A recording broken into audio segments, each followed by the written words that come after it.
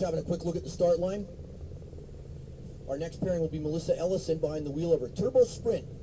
6,400 cc's, a turbo 3-cylinder. These things absolutely rock. And they get 50 miles to the gallon. She's out of Qualicum. Dialing it into 1040, Pete Marchant.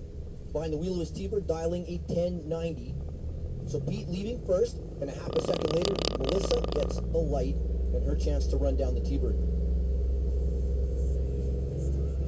Both drivers into the beams. And both drivers will take the lead. So again, one of these races is theoretically play out right at the top end. Drive around the Tbird at the top end. And Melissa takes 50 position. Yes! Fuck yeah! 1980 on a 1090, not quite enough to get it done. Better reaction time for Melissa. 104 on the tree to a 358. For Pete, Fuck yes! going on to round number 3 in Sportsman. Fuck yeah!